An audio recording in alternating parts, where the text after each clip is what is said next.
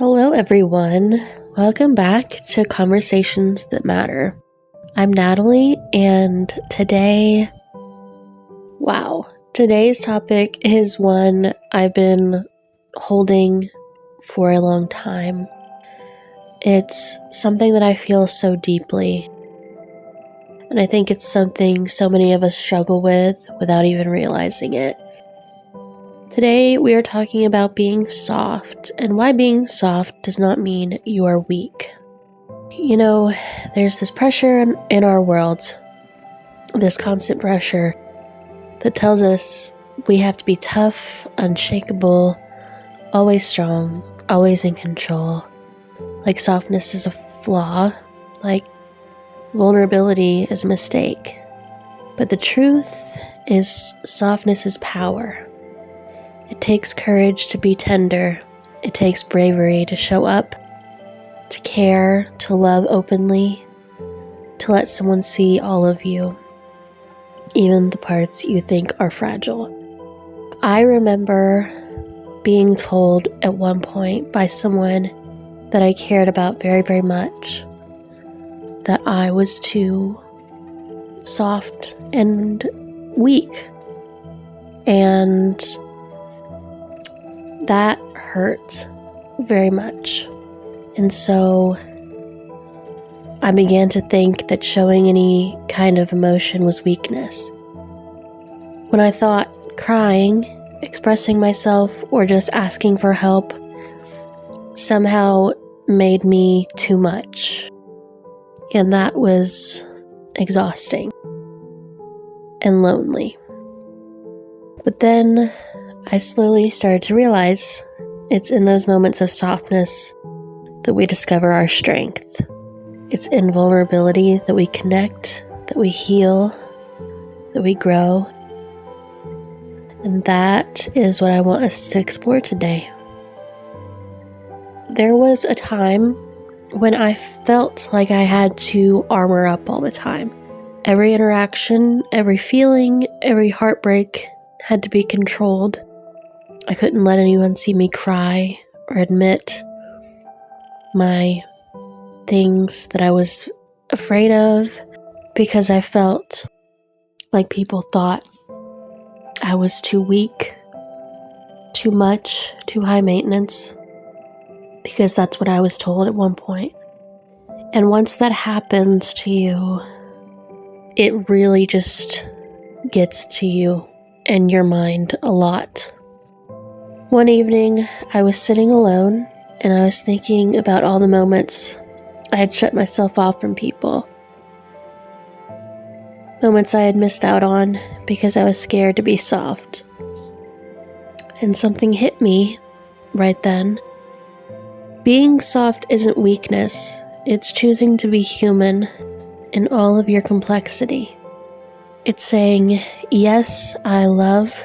Yes, I feel. Yes, I hurt, and that is okay.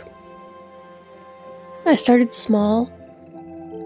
I let myself cry when I needed to.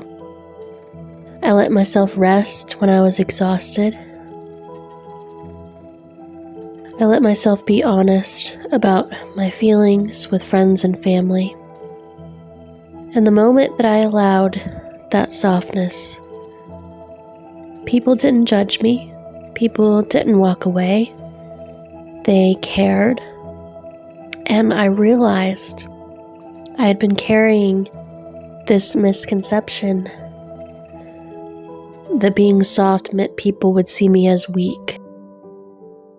But the people who really matter, the ones who truly see you, do not see weakness. They see your strength. Softness does not just help others see us. It helps us see ourselves. It helps us heal. It helps us grow. It helps us trust that it's safe to exist exactly as we are. It's in those quiet, tender moments. Letting yourself feel sadness. Letting yourself experience joy. Letting yourself simply be that you discover the kind of resilience you didn't even know you had. I know that some of you might be listening right now and thinking, I am so tired of feeling everything so deeply. I just want to be strong. And I get that. I've always been an empath, and it's a blessing and a curse at the same time, because I know that I care about people very much, but I also know that I feel every emotion. It's your unique way of seeing the world, of loving deeply, of connecting in ways that others can't.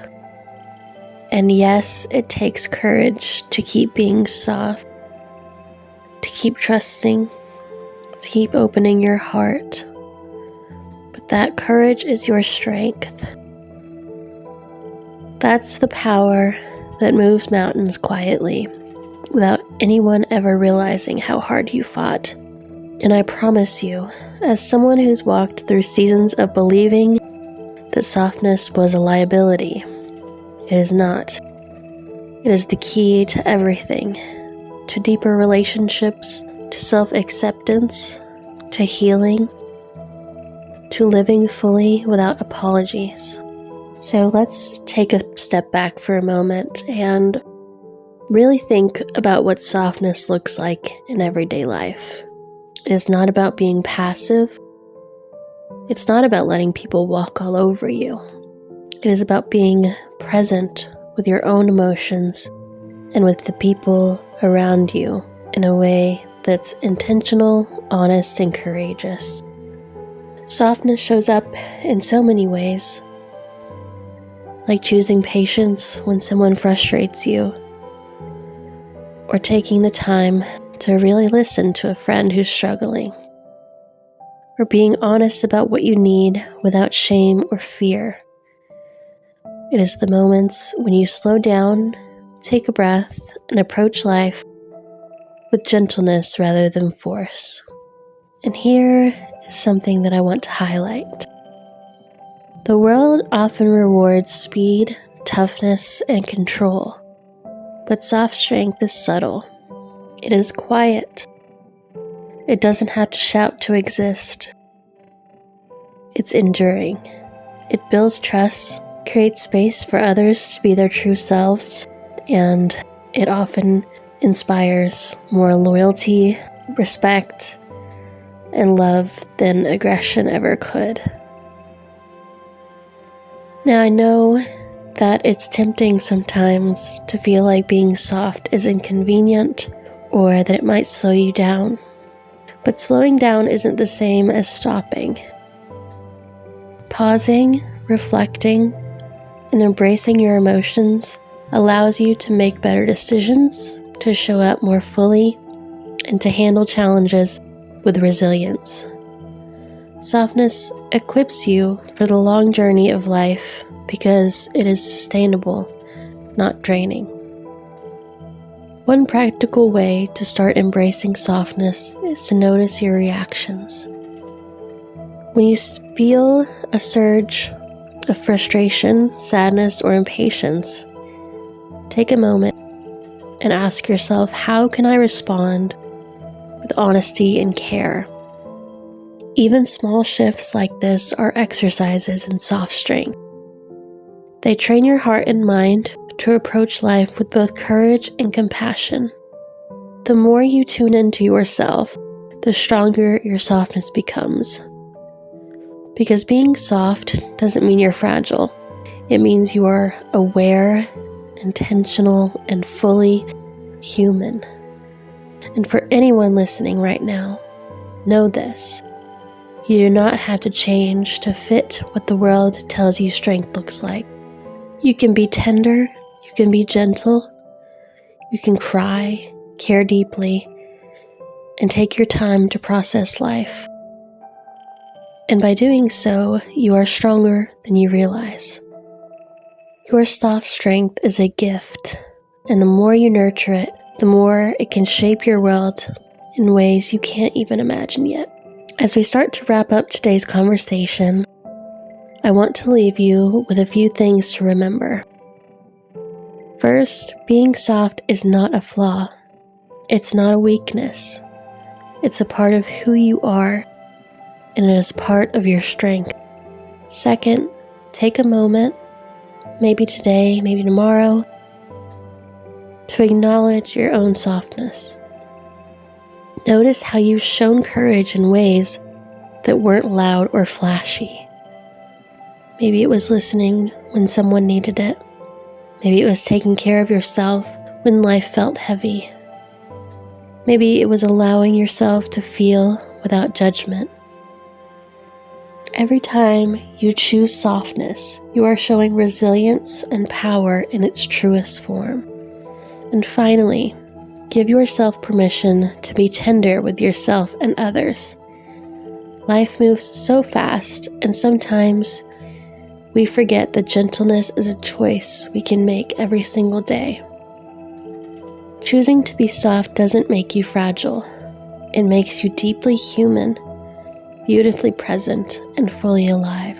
So I encourage you, go through your day with soft strength. Approach challenges with tenderness. Treat yourself and others with patience and compassion. And remember that being soft doesn't mean weak. It means you are brave enough to feel, brave enough to care, and brave enough to live fully in your own truth. Thank you for taking this time with me today. Thank you for showing up, for listening, and for allowing yourself to sit with these ideas. Remember, your softness is not a mistake. It is your superpower. Embrace it, cherish it, and let it guide you in your life, your relationships, and your growth. Until next time, take care of yourself, be kind, and keep showing the world your soft strength. You are stronger than you know. I'll see you next time.